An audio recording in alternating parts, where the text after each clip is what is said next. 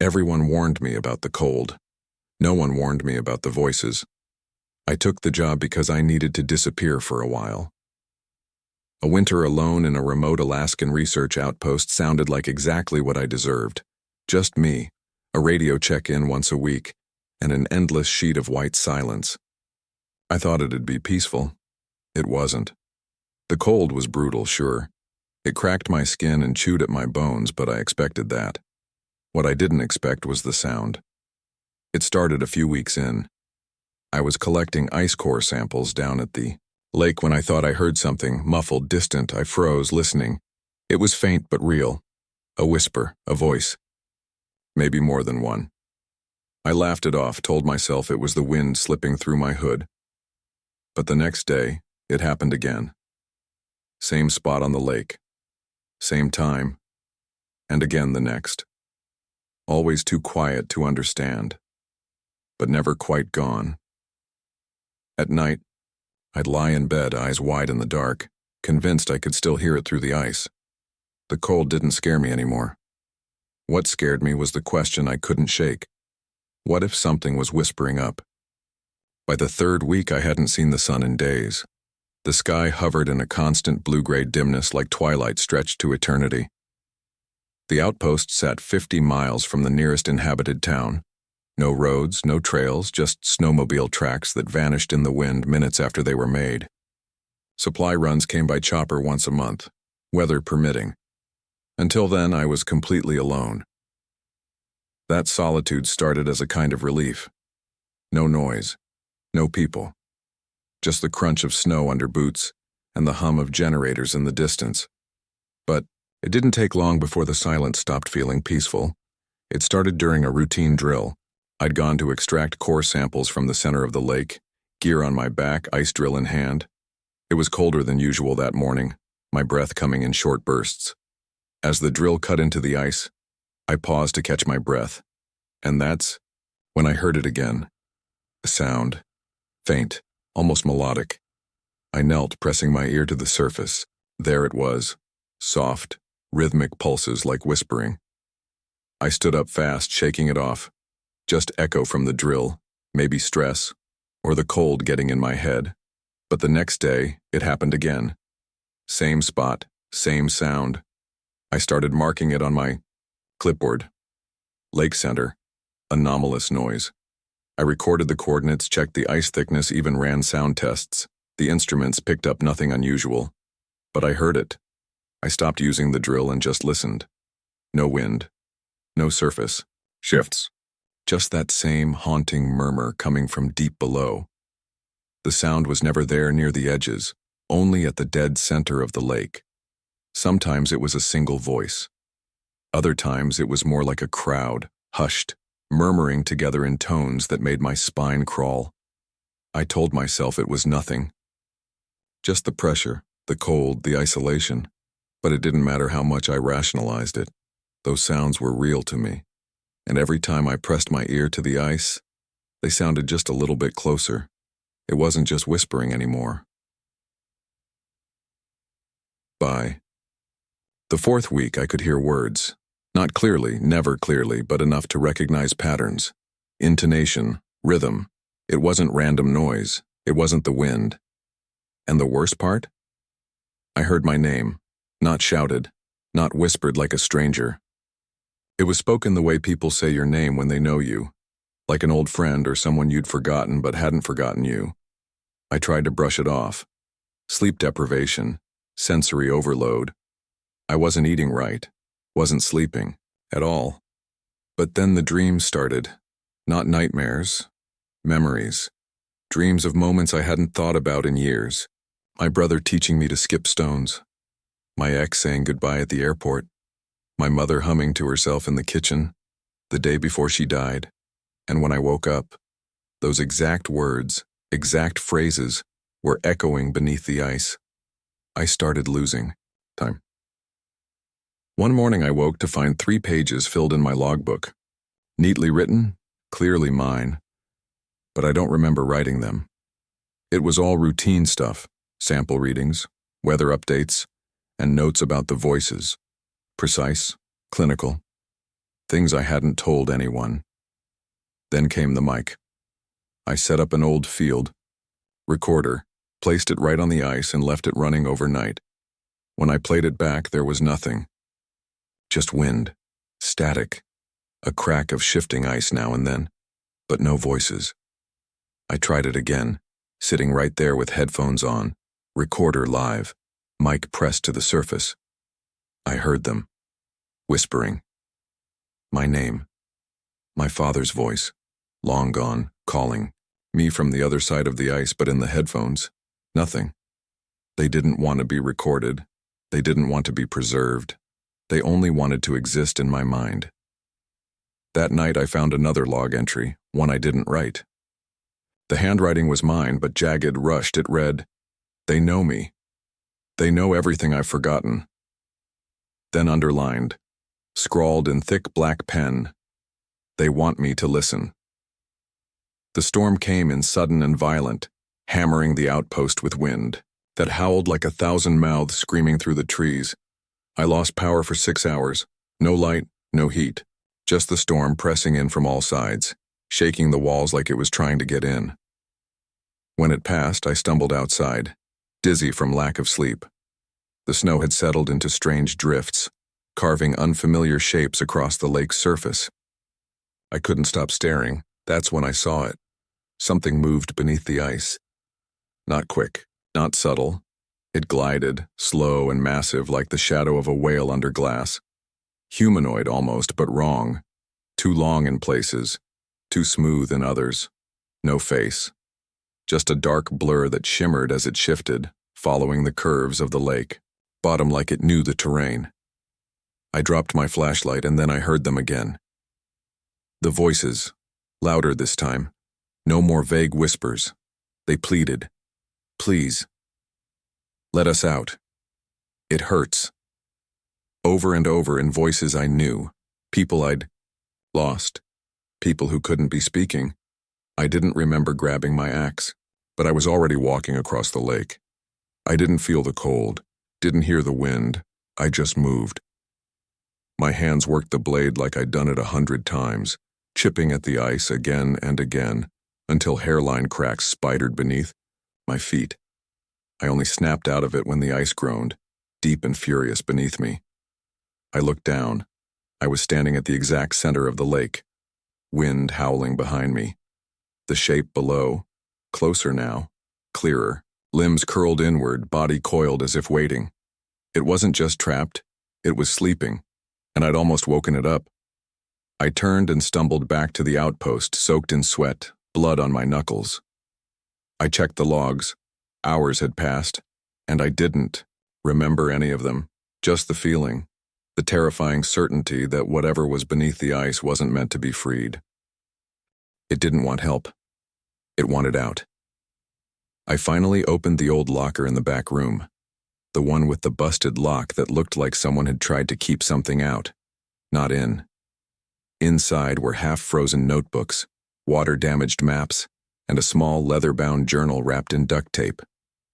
I peeled it open with shaking fingers. The entries dated back over 2 decades. Different handwriting, different names. Each person had spent a winter here. Each one had heard something. The first few logs were scientific, observations, temperature, shifts, ice core anomalies. Then came the dreams, the whispers, the feeling that something was beneath them. One entry stood out. A woman named Keller. Her final entry read, "The voices sound like my daughter now. They know her name. They sing her lullaby. I can't stop listening. That's where it ended. No explanation. No goodbye. Just silence. They never found her. I sat there for hours, rereading that line, Keller's half-finished thought echoing in my head. I hadn't told anyone about the voices mimicking my mother, my brother, me. But they were. That night, I heard my own voice coming from the lake, not a memory. Me. Every word I'd spoken in fear, repeated perfectly. Tone, breath, emotion. It whispered, like it wore my lungs. I checked the weather logs the next morning. The temperature hadn't risen, but the ice was thinning. Hairline cracks stretched from the lake's center all the way to the edge. I walked the perimeter with my flashlight and found tiny pockets of melted snow around my old drill sites, like the ice was breathing from below. I recorded my voice and played it back hours later. The voice on the tape wasn't mine. It sounded like me, but it said things I never said. It laughed, soft and slow. That was when I finally understood. It didn't want out in the way we think of freedom. It didn't want to be released. It wanted a voice. It wanted a body. A shape, something to wear. It had waited long enough, and I'd been listening. Every time I leaned down to hear it speak, it was studying how to speak back. Winter ended a few days ago. The helicopter came through just after sunrise. They said the skies finally cleared, that the weather had turned. I smiled, told them I was fine. Cold, tired, but fine. They didn't ask many questions. Back in town, people shake my hand, ask what it was like up there all alone. I say it was peaceful, quiet, the kind of silence that gets into your bones. I've been sleeping well, eating again. No more voices, no more dreams. I burned the old logs, packed away the journal, sealed the audio tapes in a box I'll never open again. Everyone says I look like myself again, but I don't remember what I used to look like. I don't remember what my voice used to sound like. Sometimes I catch my reflection moving just a beat too slow. Sometimes I say things I swear I've never thought, but it's fine, it's quiet now, and that's all anyone wanted, right? Silence. Stillness. Peace. I look out the window. The world is thawing. I smile and whisper. It's quiet now, but I still hear it breathing beneath the ice. The first time I heard the warning, I thought Reuben was just an old man going senile in the cold.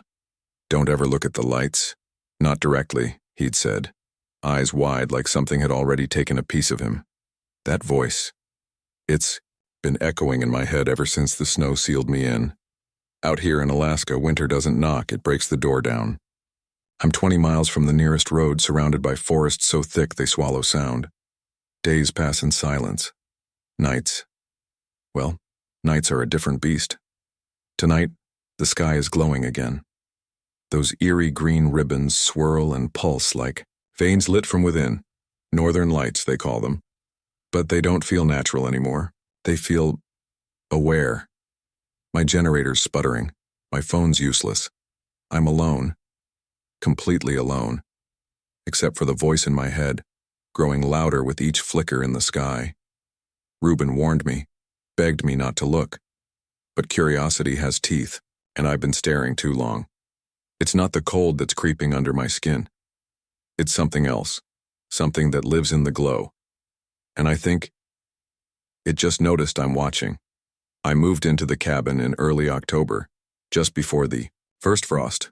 It belonged to my uncle, who passed unexpectedly in the spring. Heart failure, they said. I barely knew him, but when the will named me sole inheritor of his land up here in the Alaskan wild, something in me craved the escape. A clean break. No neighbors, no noise, no expectations, just trees, sky, and quiet. The quiet didn't last. I met Reuben 2 days after I settled in. He just showed up, no knock, no call, standing at the edge of my tree line like a scarecrow come to life. Stringy gray beard, thick flannel jacket, eyes that didn't blink nearly enough. I offered him coffee. He declined. Just said, "Hope. You've got curtains, thick ones." At first I thought he was joking. Then I saw his place. A few miles deeper into the woods, tucked behind a crooked fence of barbed wire and hanging bones. Yes, bones. Was a shack that looked stitched together with rust. Every window was boarded shut from the inside. Salt lines coated the threshold. No lights, no sign of life after dusk. They come with the lights, he told me, eyes scanning the tree canopy like something watched from above. The auroras, they bring 'em. They're not just pretty colors, they mimic stars. You think you're looking at the sky, but the sky's looking back. I laughed. I shouldn't have. He didn't. They wait for the freeze, he whispered. Wait, until your world goes still. Then they start moving.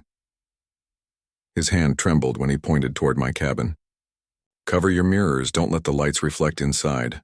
I asked him who they were. He didn't answer, just turned and walked off into the forest like he'd never been there. That night I found myself pulling my curtains tight, just in case. The next day, I chalked him up as a local eccentric. There's always one, right? Every small town has its stories. But something about his voice, the way it caught on the word mimic, it stuck with me. Not like a warning, like a memory. And I'd never even seen his eyes in daylight. By late November, the snow had swallowed everything. Roads vanished, trees bowed under weight, and the sky turned into a heavy gray lid. I was cut off. No cell signal, no internet, just a landline that never rang and a shortwave radio that only spat static. I started keeping a journal, more to stay sane than anything else. At first it was simple stuff. Temperatures, supply levels, sleep patterns. Then it turned into something else. Scribbled thoughts, dreams, shadows I thought I saw through the trees. I stopped writing in pen. Pencil felt safer, erasable. The silence up here isn't peaceful, it's oppressive, like the world's holding its breath. Reuben stopped coming by. I figured the weather had finally pushed him deeper into hiding, or maybe he'd holed up for good. I didn't blame him. Some nights the auroras would creep across the sky so slow, so unnaturally fluid, it was like watching something alive stretch across the world. And with them came a hum. Low. Mechanical. Wrong. I told myself it was wind through the pines or ice shifting, or maybe just the generator dying again, though the power kept flickering more than usual, syncing up with the lights in the sky like they were pulsing together. One night, I swear I saw something standing near the tree line. Just a shape. Two. Still. Gone when I looked again. I laughed out loud just to hear sound. Told myself I was being dramatic. Cabin fever, right? But I stopped laughing when I hiked out to Reuben's place 2 days later. His door was wide open, frozen in place like it had been that way for hours, maybe days. Snow had crept halfway into the cabin. The air inside was colder than outside, which shouldn't have been possible. His fireplace was out. His blackout curtains were torn. And, in the snow just beyond the doorway were tracks, bare feet. Reuben's, maybe. But they didn't just walk away. They dragged. 2 sets, one walking, one sliding, like something heavy had been pulled behind him. The trail led into the woods. Didn't follow. Not that day.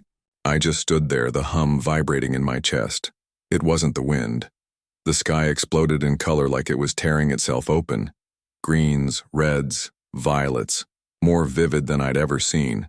The aurora danced violently, not drifting like usual, but thrashing, as if something behind it was trying to claw through. I stepped outside without thinking, boots forgotten by the door. The cold bit into my skin instantly, but I didn't care. I couldn't stop looking. The patterns weren't natural. They looped and pulsed in symmetrical shapes, perfect circles, repeating lines, spirals that expanded and collapsed in sync. Like signals or symbols. Not random, not beautiful, intentional. Then something shifted. Among the trees beyond the clearing, a figure emerged. It wasn't walking. It was stuttering forward, like reality had missed a few frames. Too fast, then too slow. My eyes couldn't follow it properly. I blinked, and it was closer. Blinked again. It was gone. The lights above sharpened. I swear I saw faces in them, not human ones, or maybe too human. Expressions I couldn't name, smiling with eyes that didn't blink. One of them looked like me. Something cracked inside my skull. And then, nothing. Black. I woke up face down in the snow, feet bare, lips blue, arms scraped as if I'd been crawling. The front door was wide open behind me. I had no memory of leaving. No memory of falling. Just that awful hum still vibrating in my teeth like it had followed me into unconsciousness. Back inside, the fire had gone out. Every mirror in the cabin was fogged over, despite no heat. My clock was stuck at 2:11 a.m., blinking nonstop. The radio let out a garbled voice, something that sounded like my name, but wrong. I tried to write in my journal, but the pencil broke 3 times in a row. My hands were shaking too much. That night, when I closed my eyes, I didn't sleep. I floated. I saw the sky, not from below, but from within. Stars weren't stars. They were eyes. They blinked in patterns. And I watched, myself from above, standing in the snow, staring blankly at the sky, mouth moving silently. It wasn't a dream. It felt like remembering something that hadn't happened yet. I tried to tell myself I was still sane, that the cold, the solitude, it was messing with me. But things inside the cabin had started to change, subtly at first. Then, all at once, the heater was running nonstop, but I could see my breath hanging thick in the air. Ice crusted along the walls like veins. My fingers went numb, even with gloves.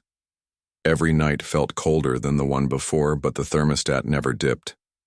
And then, the lights came inside. Not like a flicker, not like moonlight sneaking through the cracks. I mean actual strands of green and blue weaving through the corners of the cabin, slithering across walls, pulsing with that same hum. When I blinked, they were gone, but their afterimage burned behind my eyes like a warning, or a brand. The whispers started next. Soft at first. Just my name, echoing from places I hadn't stepped. Then they spoke in Ruben's voice.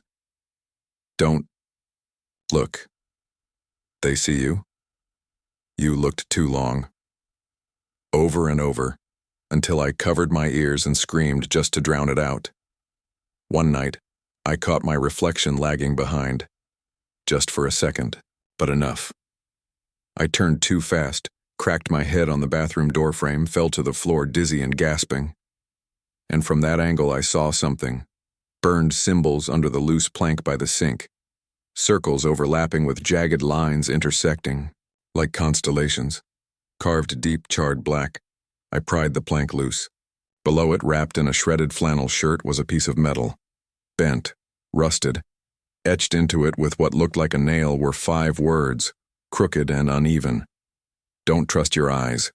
They use them too. It was Ruben's handwriting.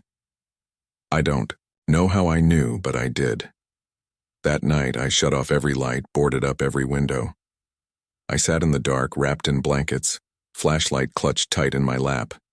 And then came the knock. 3 slow taps on the frosted window. I held my breath. When I looked, there was someone standing there. It was me, same coat, same face, but its mouth was smiling too wide. And its eyes didn't blink. And I knew right then. I'd already let it in. I've covered every inch of glass, taped blankets to the walls, killed the breaker. No light, no reflections, nothing that could let them in again. I sit in the pitch black, wrapped in silence, counting my breaths to remind myself I'm still here, still me. But the light, it finds cracks. It seeps through like smoke, bleeding under door frames, pulsing in the grain of the wood. I've stopped looking. I don't need to anymore. I wear a blindfold now, strips of cloth tied so tight they dig into my skin. I haven't taken it off in days, maybe weeks. I don't trust the mirrors. I don't trust my eyes. Ruben was right. They use them too. Sometimes I hear them outside. Sometimes inside. I hear my voice whispering things I haven't said yet. I hear footsteps pacing in sync with mine. I hear the knock, always the knock, but I don't answer anymore. The fire's long dead. The cold doesn't matter now. There's something else, something deeper than cold, like floating in a void where time no longer moves. I don't know if I'm still in the cabin. I don't even know if I'm still alone. You can't unsee them once they've seen you, and now there's no sky above, only them. When I woke up, the wind sounded wrong, too rhythmic, like breathing. My tent rattled under the weight of the storm, walls flexing as if something pressed against them from the outside. Snow was piling fast. I hadn't seen the sun in 2 days. Everything felt buried. My gear, my thoughts, even time itself. I reached for my flashlight, hand trembling. It was cold. Too cold. My breath came out in short clouds, even with 2 layers of thermal bags wrapped around me. I told myself to stay calm. Blizzards don't last forever. But then I heard it, a sound I couldn't explain. Crunch. Just once. Muffled. Close. When the wind died for half a second, I unzipped the tent and peeked out. That's when I saw them. Footprints.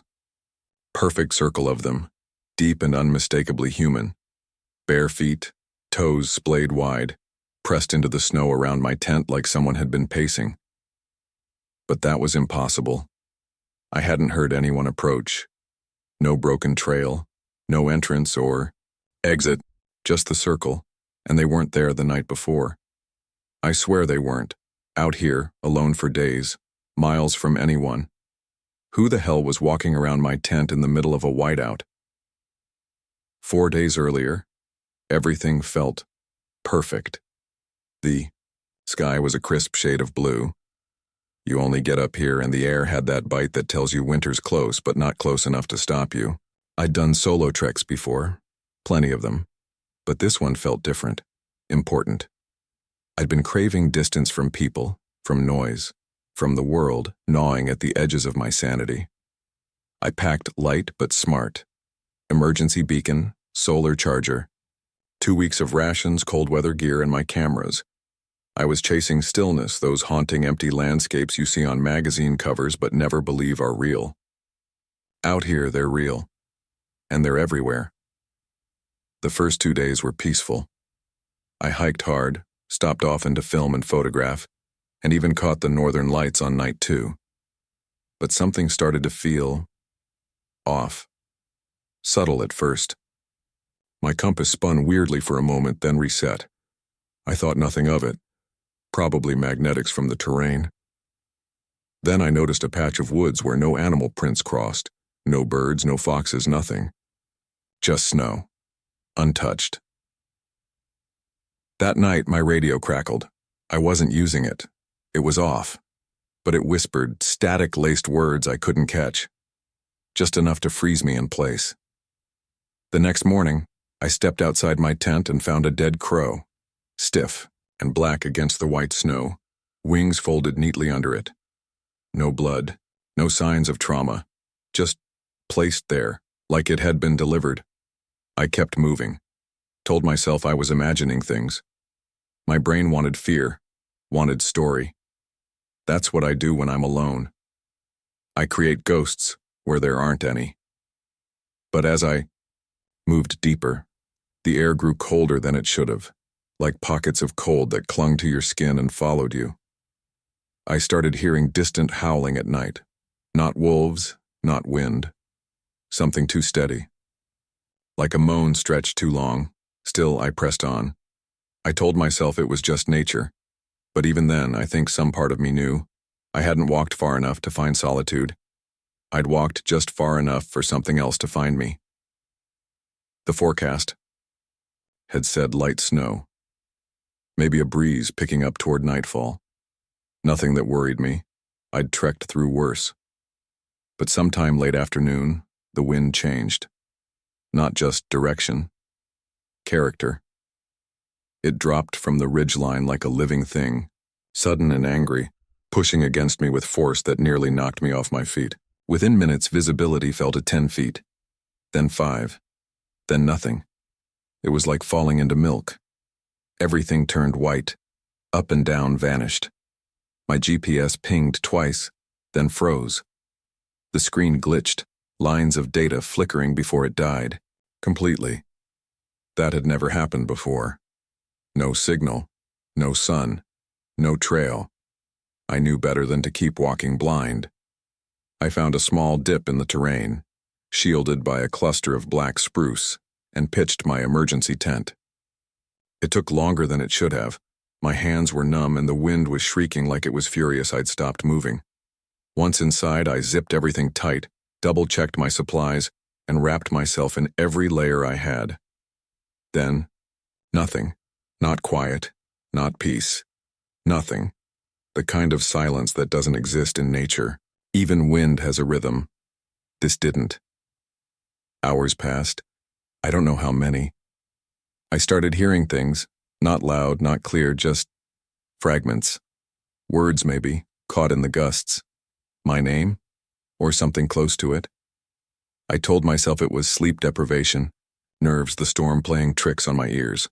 I turned up the radio for white noise, but all it gave me was faint hissing. Then I heard it, a single deliberate crunch. Footsteps, not wind-shifting snow, not an animal, just one careful step, then another, right outside. I held my breath. The tent walls rippled slightly like something brushed them. I didn't move. I didn't speak. I just waited for it to go away. It didn't.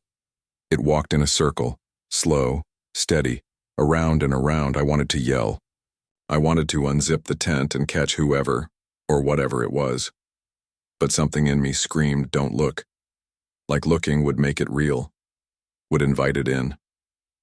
I stayed still until the wind returned, screaming once more. And even then, I knew I wasn't alone. When the storm finally let up, the silence felt like a warning.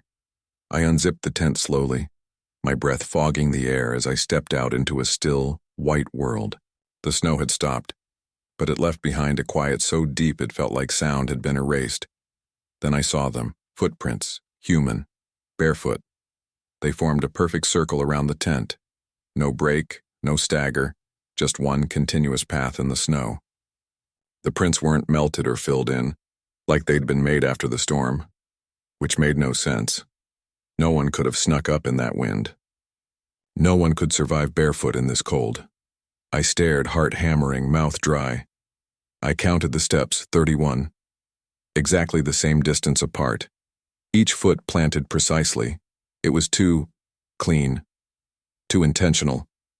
I backed into the tent, zipped. It shut, and didn't speak for hours. That night it happened again. The wind returned. The whispers came with it. But louder this time. Almost words. The radio, which I hadn't touched since yesterday, clicked on by itself. Static hummed. Then a voice. My voice. It was from a log I'd recorded 2 days ago describing the dead crow and the magnetic interference. Only the recording was warped, looping certain words, stretching others like someone was mimicking the rhythm of my speech, but didn't fully understand meaning. Outside, I heard the steps again.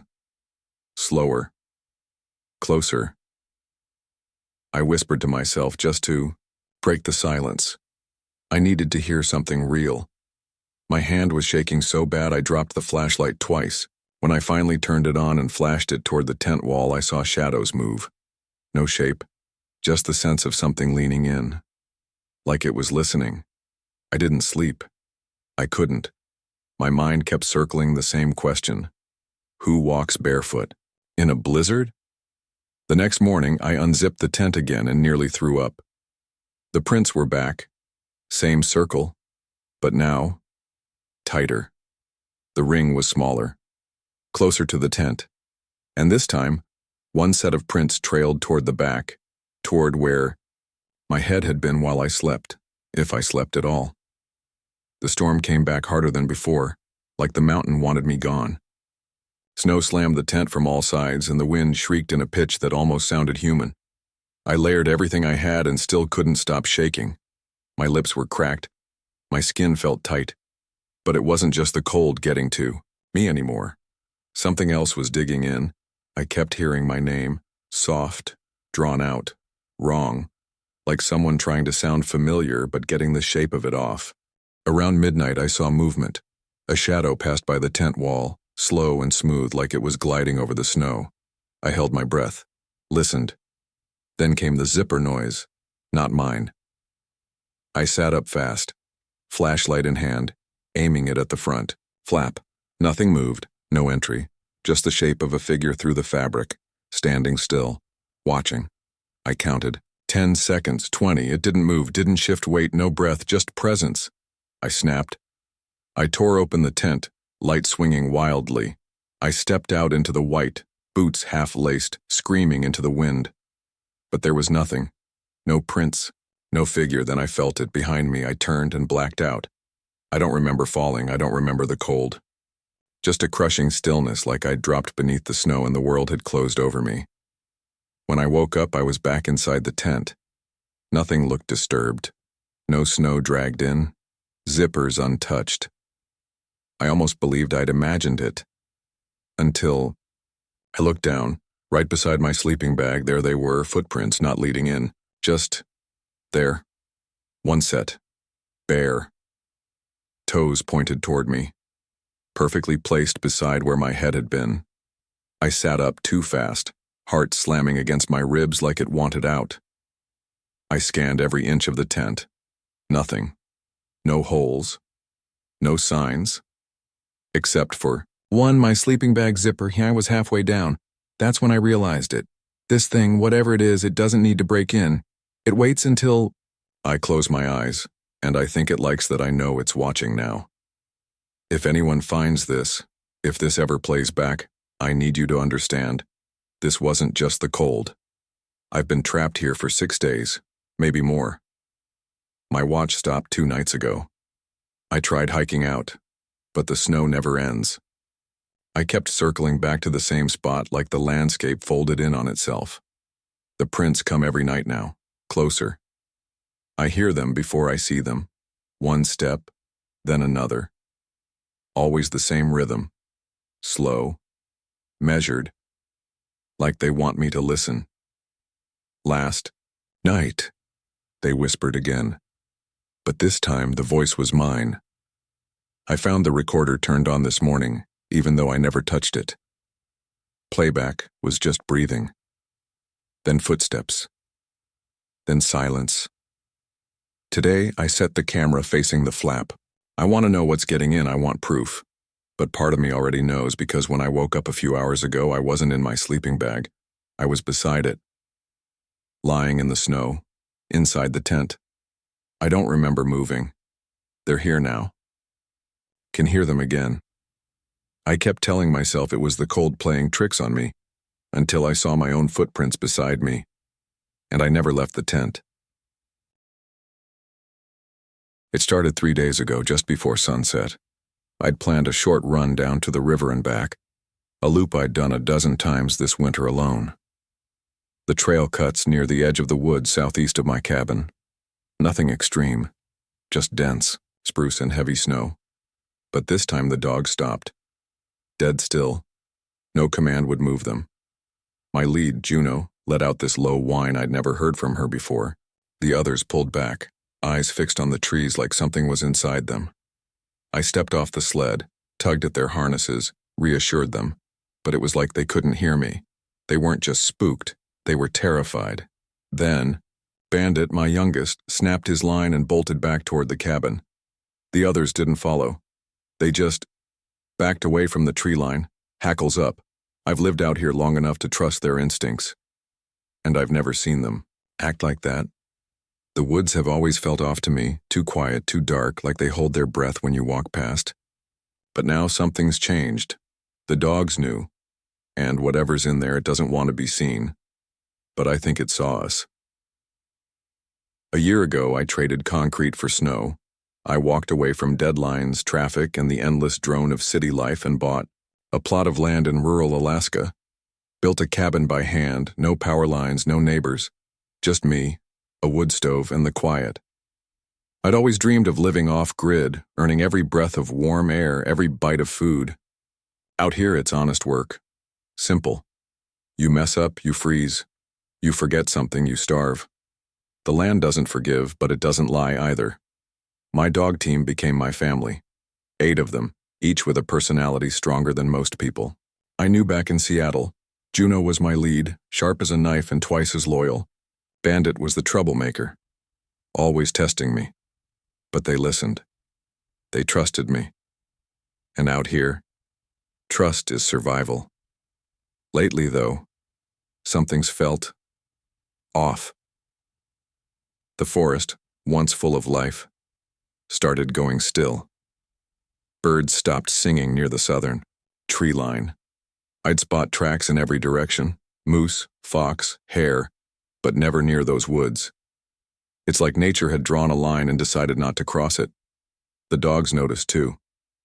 At first it was just hesitation, Juno slowing her pace, sniffing the wind, then growling, then refusal. A week ago, I found snowshoe hair prints leading toward the woods and stopping dead 2 feet from the first tree. No return path, no drag, arcs, just gone. I stood there longer than I meant to, staring into the trees. The branches didn't move. No wind. No rustling. Just that kind of silence that feels heavier than sound. Like something's listening back. I told myself it was nothing. Maybe a wolf had passed through.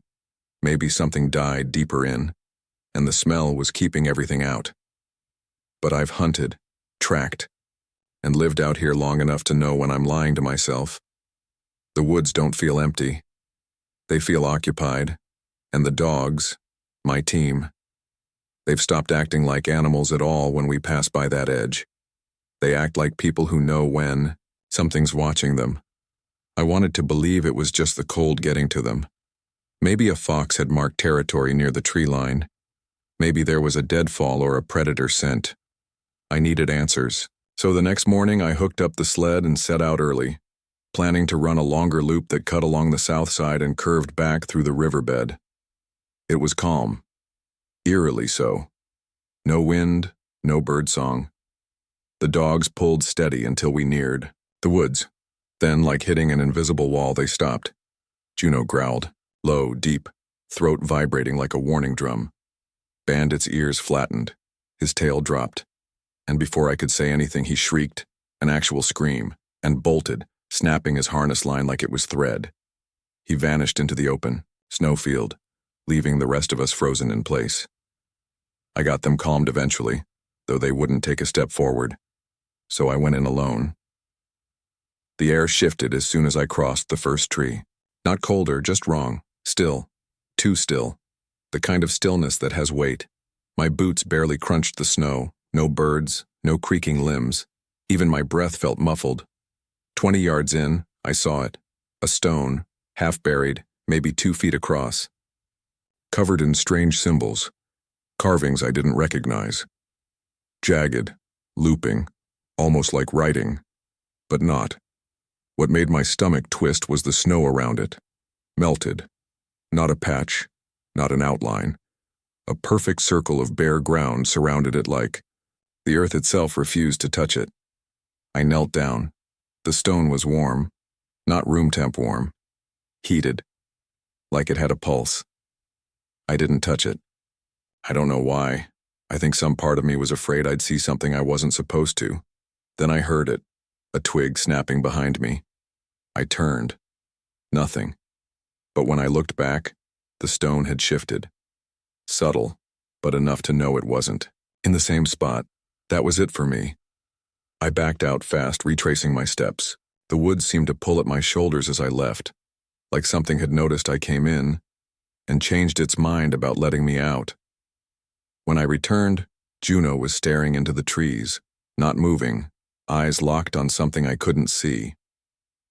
The night started changing after that. At first it was just restlessness. The dogs refused to settle. They'd pace in tight circles, ears twitching at sounds I couldn't hear. Bandit never came back, and now even Juno, always solid, always calm, stared out the cabin window like she was waiting for something, or dreading it. Then came the noises. Whispers. Not voices exactly, but close. Like wind that knew how to speak. I'd wake up to scratching on the cabin walls, soft but deliberate, like fingers, not claws. One night the entire back wall shuddered like something slammed into it, and the stovepipe rattled for a full minute afterward. I set up one of my trail cams facing the tree line, motion triggered, battery fresh. The next morning, the footage was just static, except for a glitchy spike at 3:17 a.m. Same thing happened the night after, always at 3:17, like clockwork. The dogs started deteriorating fast. One wouldn't eat, another wouldn't sleep, just paced until his paws bled. I found Yukon, my strongest male, whimpering in the corner, nose pressed into the wall, shaking like he'd seen something that broke him. That night, I finally saw it. I stepped outside, flashlight in hand, sweeping across the trees. The dogs were silent behind me. No growling, no barking, just a held breath. And then, there it was, standing between two spruce trees, barely visible, tall, wrong. Its arms hung too low, legs too long. The head tilted like it didn't understand gravity. The shape was thin, unnaturally so, and seemed to bend with the branches instead of block them. Like it was more impression than form. It didn't move. Not until I hit it with the flashlight, and then it was gone. Just gone. No crunch of snow, no scatter of brush, nothing. I stumbled back into the cabin, slammed the door, locked every bolt I had. The dogs stayed in a tight circle around me, staring at the windows. I didn't sleep. Every second after that felt like something was waiting. Not to be seen, but to be acknowledged. And the scariest part? I don't think it was new. I think it's always been there. We just weren't supposed to notice. I tried to leave. I packed light, just the essentials. Food, gear, emergency beacon. I figured I'd take the old river trail west, reach the ranger station by dusk. Juno didn't move when I grabbed the sled lines. None of the dogs did. They stood in a half circle, around the cabin, forming a wall of fur and growls, staring past me toward the woods. Not defiance, protection, or maybe fear. I pushed through anyway. Juno finally followed, reluctantly, ears pinned, eyes wide. We made it maybe 3 miles before I checked the GPS. We'd gone nowhere. The map glitched. My breadcrumb trail looped back on itself in impossible angles like a child's scribble. I tried to course correct, but every path led back toward the cabin. The woods didn't change, but somehow they did. Trees I'd passed once looked identical to others I swore I hadn't seen. The air got thicker, steps heavier. The dogs started howling in unison. It was haunting, until it stopped. Instant silence, like someone hit mute. I was done. We turned back. That night I locked every door and window, covered them in thick blankets. No cracks, no reflections. I sat in the dark with my rifle and waited. At 3:17 the knocking started. 3. Slow taps on the front door. Then again, and again. I didn't move, didn't breathe. The dogs didn't bark. They just stared at the door like they knew it was a test. The next morning Micah was gone. No broken latch, no blood. Just her collar on the porch, snapped clean in half.